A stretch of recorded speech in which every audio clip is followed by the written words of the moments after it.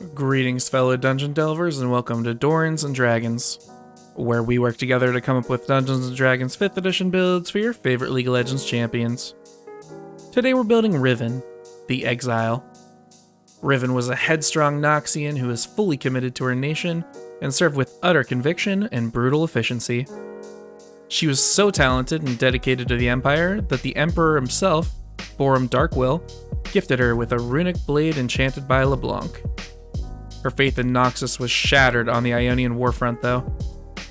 Her warband's leader tasked Singe to create chemical weapons to be tested and used in the conflict. Riven's unit was carrying these chemical weapons when they were ambushed by Ionians. A flaming arrow was cast from the rest of the warband and struck the chemical weapons, detonating them and killing all of the fighters except Riven, Noxian and Ionian alike. Riven was disgusted and haunted by what she had seen, and shattered her blade before heading to exile. Though Ionians granted her forgiveness for deserting the Noxians, the warbands would not relent, and so Riven offered herself up to save the Ionians and return to Noxus as a prisoner. Before we get started with the build, go ahead and like the video and hit that subscribe button so you're always notified when we release our builds. We'd like to take a minute and thank our awesome patrons over on Patreon who support us every month. Thanks for helping us keep the lights on and the D&D build printer going burr burr.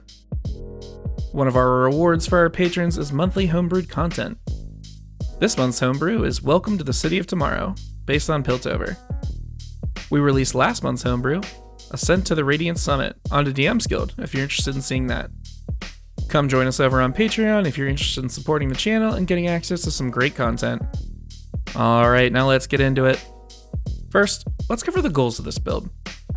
We need to start out with a shattered blade that we turn into a powerful runic weapon.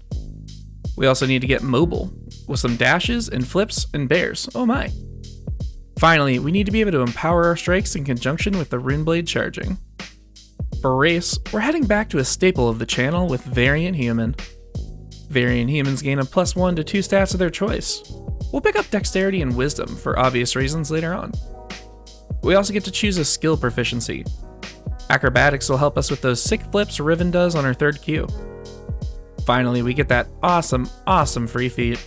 Literally the best part of this race. We're gonna go with Magic Initiate Wizard here to pick up some of the more mystic parts of our kit. We get to choose 2 cantrips and a level 1 spell. For our first cantrip, we'll take Green Flame Blade as the wind slash of our ultimate.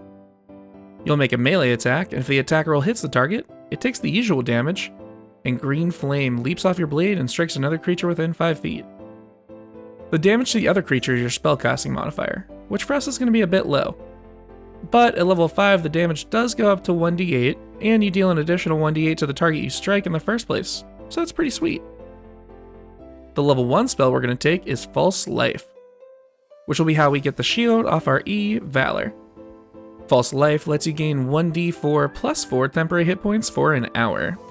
For background, Riven is clearly a soldier. Soldiers have proficiency with athletics and intimidation, as well as the military rank feature. Now usually this is used to bestow honor from you from members of your former organization, but in this case it should actually be used against you and serve as a badge of failure and distrust. Roleplay it however you want though. For stats, we're going to be exiled by the rulers and use the standard array. Roll if you want to, but you're going to need at least a 13 in Wisdom and Dexterity for a multi-class arena. We're going to kick things off with Dexterity as our max stat. Riven moves nimbly and quickly, and her strength clearly comes from something other than muscles. After that, we'll pick up Wisdom. The disillusion of Noxus' greatness took a heavy toll on Riven, but she came out all the wiser because of it. Next, we'll take Constitution. Riven is a hardy soldier, and so she'd have a relatively strong con score to match.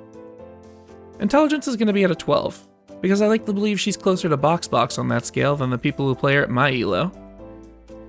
Our Charisma is going to be our average score because she doesn't really talk much now that she's in exile and she's very pensive. And finally, we'll dump our Strength since we covered our attack and damage rolls with our Dexterity. For equipment, we're going to start out with a short sword representing the broken blade we have after the Ionia incident. Then at level 3, we're going to need a long sword to represent the reforged Blade of the Exile. Alrighty, let's kick off things with a level in Monk. Monks have a d8 hit die and proficiencies with no armor, but simple weapons and short swords. We get to choose 2 monk skills to be proficient in. We'll take Insight and Stealth. Other than that big armored shoulder guard, Riven is basically unarmored, so we'll grab a little help in that department with Unarmored Defense. As long as we don't put on any armor or equip a shield, our AC is going to equal 10 plus our Dex and Wisdom mods. Spoiler alert, this is going to be one of our highest AC champs ever built. Our final level 1 feature is Martial Arts.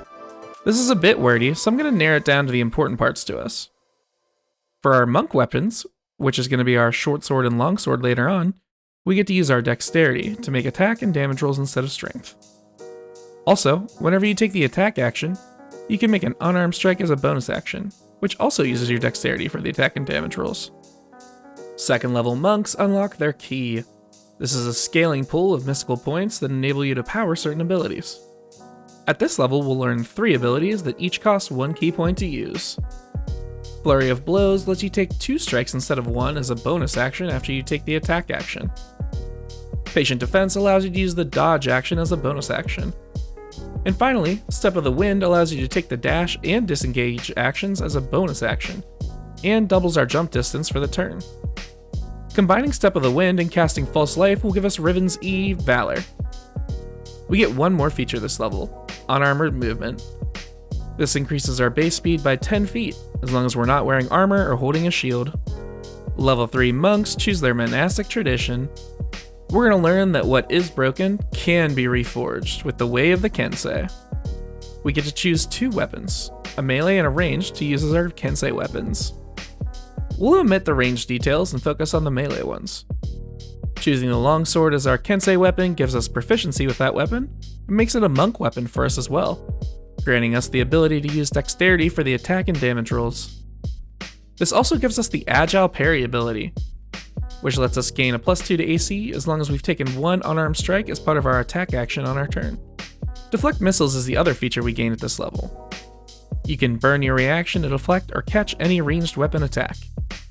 This reduces the damage by 1d10 plus your dex mod plus your monk level.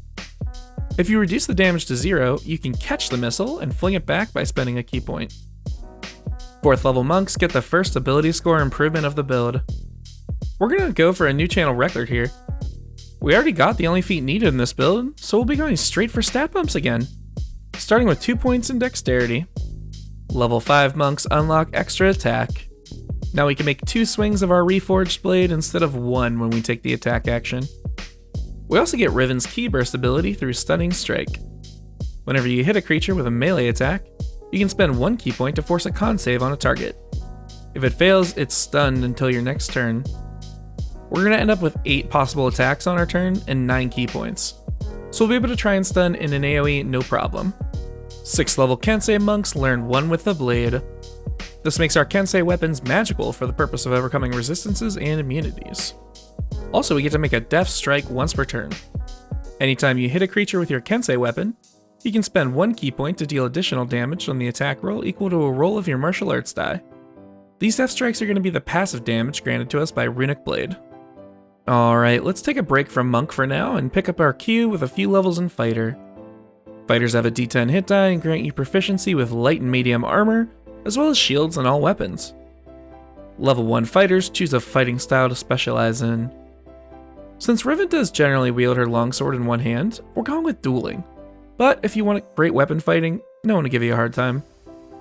Dueling is going to give us a +2 bonus to damage rolls whenever we're holding only one weapon and holding it in one hand. The final level 1 feature for fighters is Second Wind.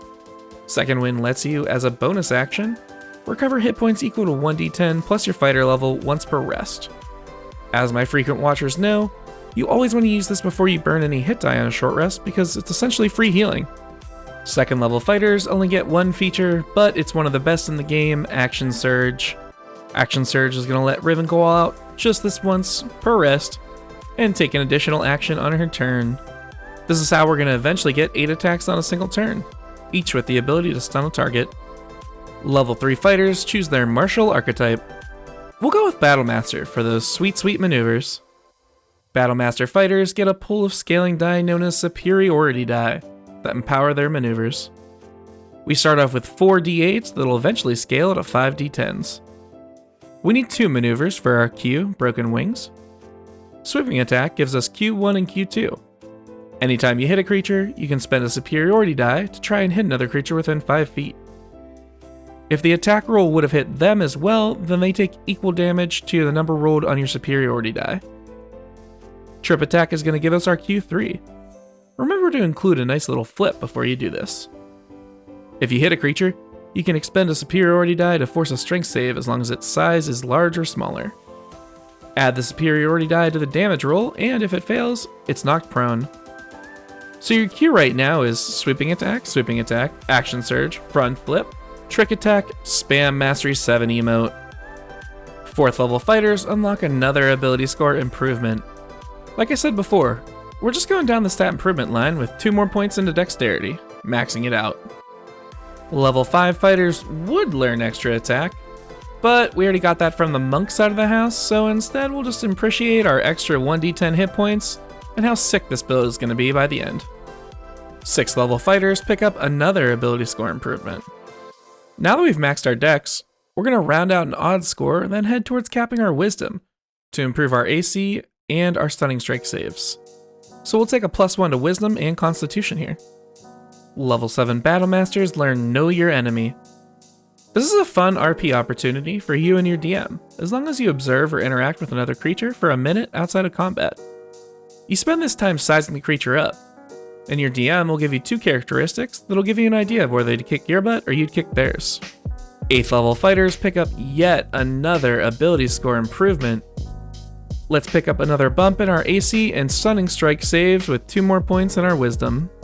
Level 9 fighters unlock Indomitable. This will give Riven the ability to mulligan a saving throw that she failed once per long rest. But you have to go with the new roll regardless, so keep that in mind. 10th level Battlemasters increase their superiority die to D10s. We now have 5 D10s to use that recharge on a short or long rest. Level 11 fighters pick up an extra attack improvement. Now we can make 3 attacks per attack action. With Action Surge and Flurry of Blows, we'll be able to make 8 attacks on a single turn, each able to attempt a stunning strike. Alrighty, let's finish off the build with a few final levels in Monk. Level 7 Monks learn Evasion. Anytime you need to make a dex save to take half damage from an effect, you instead take no damage on a success and half damage if you fail. We'll also pick up Stillness of Mind, which allows us to be like, nah bro, as an action to end an effect causing us to be charmed or frightened. 8th level monks get an ability score improvement. We're going to put 2 more points into our wisdom, maxing it. This will make our stunning strike a DC 19 con save and bring our AC up to 20. For our final level in monk, we'll gain the ability to 3rd Q over a wall with our unarmored movement improvement. Now we can move along vertical surfaces or across liquids without falling during our move. So if someone's on the other side of the wall, you simply run up and over it with a cool little flip and trip attack on your way down. Alright, now that we've completed the build, let's see how we did. First, the good. This build is awesome. We have all 3 Qs, our W against 8 targets, our E, and our R as our Kensei weapon. This build also does a ton of damage. Not comparable to some of our full fighter builds like Jin, but she'll be able to be very strong on the battlefield. And even if she wasn't, who's going to be able to hurt her? She has 20 AC and 154 hit points. Now the bad. The version of Windslash we came up with feels kinda lackluster to me. Green Flame Blade is a cool spell, but there was nothing really that worked besides it. We also don't really have any magical utility in this build to assist the group with, but we more than make up for it on the battlefield. So what'd you think? I've included a link to this build via D&D Beyond in the description below, as well as Amazon links to the books used in this build. If you enjoy this type of content, please consider supporting us on Patreon. We have a few awesome rewards including access to our Discord community and monthly homebrew releases. We plan on turning out 1 League Champion build every week. Thanks for watching, and hopefully we'll catch you on the Rift, or in the Forgotten Realms.